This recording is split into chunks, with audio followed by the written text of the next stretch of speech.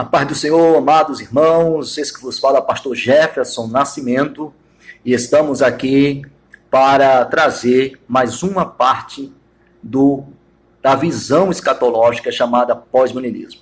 Essa é a terceira parte, tá certo? De três partes sobre o pós-milenismo. Aqueles que não assistiram às outras duas, eu sugiro que assista as duas anteriores para depois estar assistindo essa terceira e última parte sobre o pós-milenismo. Nesse momento, nessa última parte desta série de três, nós estaremos falando sobre a fundamentação bíblica dos pós-milenistas, acerca daquilo que eles acreditam, que eles proclamam, e em seguida estaremos tecendo aqui algumas críticas, tendo em vista que não somos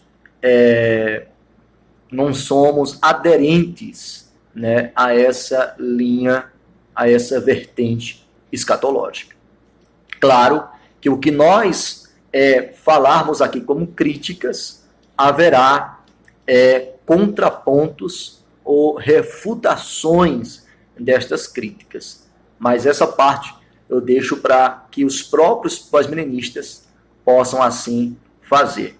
Na verdade, aqui no Brasil, nós temos pelo menos dois pastores, tem alguns vídeos deles no YouTube, que são defensores do pós-milenismo. Um é o pastor Tiago, que parece-me que ele é de Joinville, né, em Joinville, Santa Catarina. Ele é de uma igreja calvinista, e também um pastor de uma cidade próximo de Porto Alegre, no Rio Grande do Sul, pastor Brito. Ele também é defensor do pós-milenismo, e ele é da igreja presbiteriana reformada, tá certo? Então vamos lá para a fundamentação bíblica, né? Quais são os fundamentos que os pós-milenistas usam, né, para acreditarem que esse reino que está nas Escrituras é um reino espiritual e não literal, e que esse reino foi estabelecido na primeira vinda de Cristo e não será estabelecido na sua segunda vinda. Então, em primeiro lugar, os pós-milenistas dizem que a evangelização mundial falada por Jesus nos evangelhos corroboram com a crença deles. E aqui eu vou citar aqui alguns textos. Por exemplo, em Mateus 24, versículo 14, diz que o evangelho do reino será pregado pelo mundo inteiro, para testemunho a todas as nações, e então virá o fim. Esse texto foi dito por Jesus no seu sermão escatológico, sermão lá do Monte das Oliveiras, em Mateus capítulo 24, aonde Jesus, nesse sermão, vai falar sobre os sinais da sua volta, sobre a manifestação do anticristo, e sobre eventos que acontecerão, como, por exemplo, a grande tribulação e a apostasia. Então, os pós-milenistas dizem que esse texto está mais do que claro, que o evangelho será pregado no mundo inteiro, e isso acontecerá antes da sua segunda vinda. O segundo texto, que eles fundamentam essa questão da evangelização mundial, de que o mundo será cristianizado, né? E esse acontecimento, esse fenômeno que é a evangelização mundial, é o que eles chamam de um período dourado, uma era dourada, que marcará o mundo de paz, de justiça, de segurança, também está fundamentado na grande comissão em Mateus 28, versículo 19 e versículo 20. Ou seja, depois que Jesus ressuscitou, ele entregou uma mensagem para os apóstolos, que estava representando toda a igreja da face da terra. E a mensagem foi que todas as nações seriam evangelizadas e haveria discípulos de todas as nações, e que eles seriam batizados e seriam instruídos, transformando-se em verdadeiros discípulos de Cristo. Um terceiro texto usado por eles é o texto de Romanos, capítulo 11, versículo 25, e que esse texto fala de uma promessa a respeito do povo de Israel, de uma conversão nacional dos judeus. E diz que todo Israel será salvo, e o texto ainda diz até que chegue a plenitude dos gentios.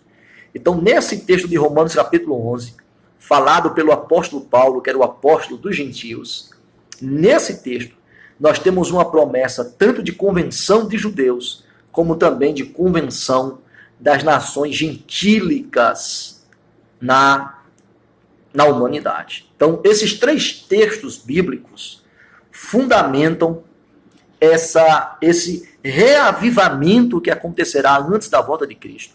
E que esse reavivamento, empurrará, despertará, alavancará a igreja para uma evangelização global, mundial, que influenciará todas as áreas da humanidade, tornando assim o cristianismo a crença majoritária e dominante no mundo.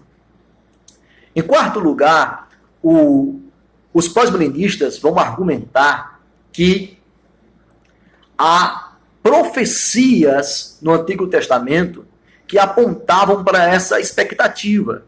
Então, há diversos textos no Antigo Testamento, diversas profecias que falam sobre esse acontecimento. E aí eles vão citar Isaías capítulo 2, versículo 2 ao 4, Isaías capítulo 11, versículo 6 ao 9, Isaías capítulo 65, Isaías capítulo 66, Jeremias capítulo 31, do 31 ao 34, Zacarias capítulo 9, versículo 9, Zacarias capítulo 13, versículo 1 e Zacarias capítulo 14, versículo 9.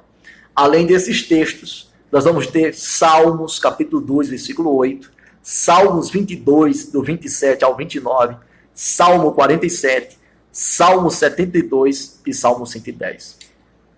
Todos esses textos falam de um reinado messiânico, Fala dessa universalização do reinado do Messias.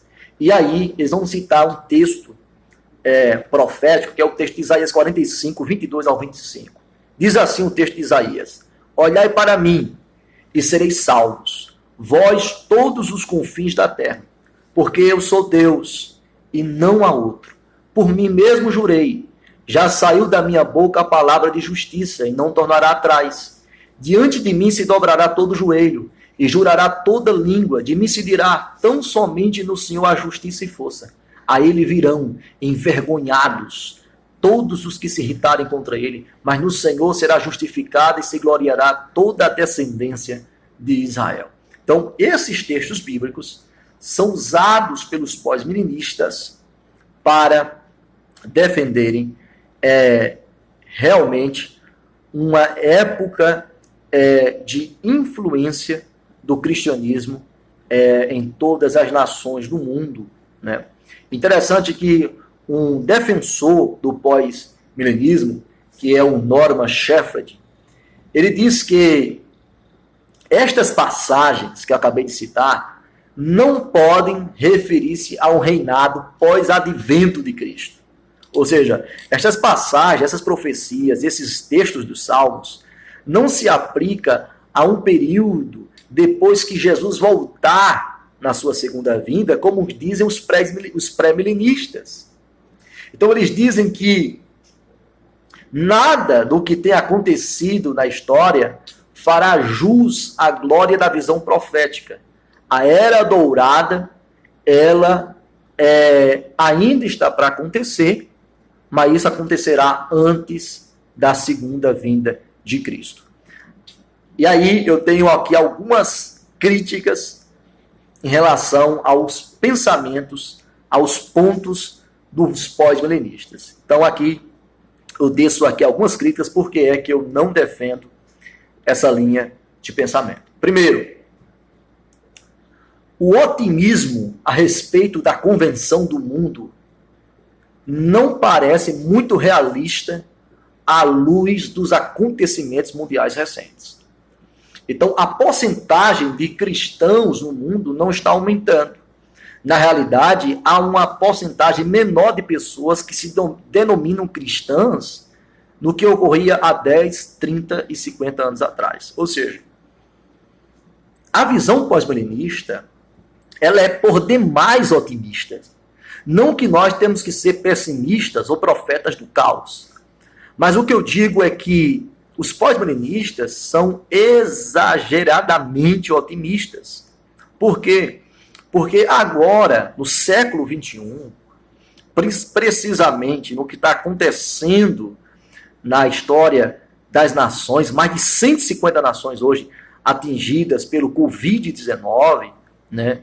E toda uma configuração está sendo refeita em termos políticos e econômicos na questão mundial, como também o avanço do islamismo, nos leva a dizer que o pensamento pós-milenista não se enquadra com a realidade presente, não se enquadra com o que nós estamos vivendo agora.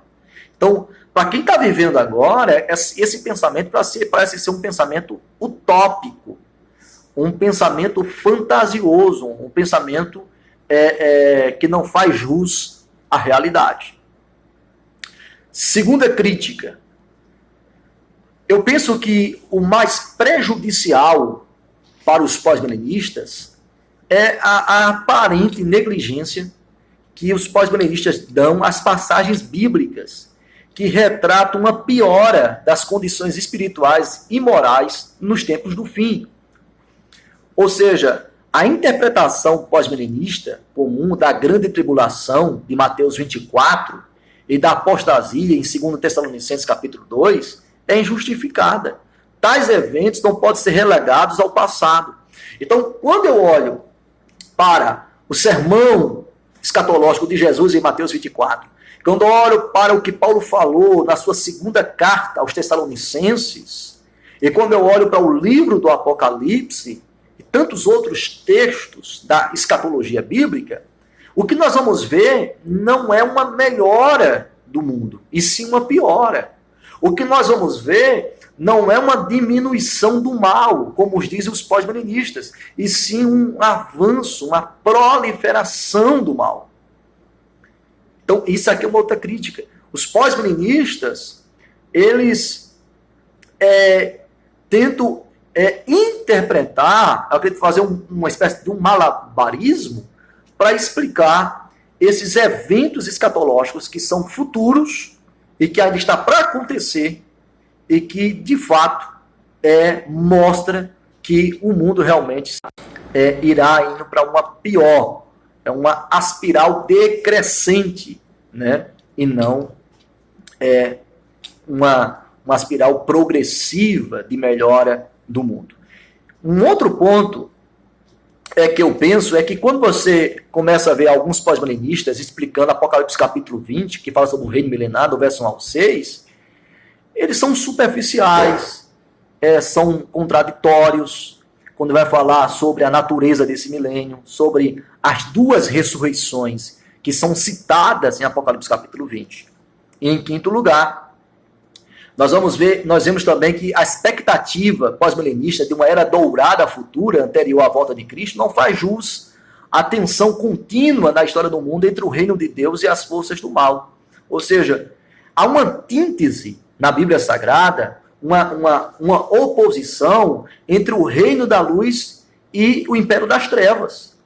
há, desde Gênesis 3,15, essa antítese, essa oposição, essa tensão entre a semente da mulher e a semente da serpente. Então, quando você olha para textos como sobre o Armagedon, em Apocalipse capítulo 16, a batalha de Gog e Magog, em Apocalipse capítulo 20, ou a própria parábola de Jesus sobre o joio e o trigo, todas essas passagens nos mostram uma antítese. E os pós-milenistas mostram como se isso não acontecesse. Então, são esses pensamentos que nós acreditamos que realmente os pós-milenistas não conseguem explicar. Tá bom? Espero que possa ter ajudado todos vocês. Deus abençoe e até uma próxima, se Deus quiser.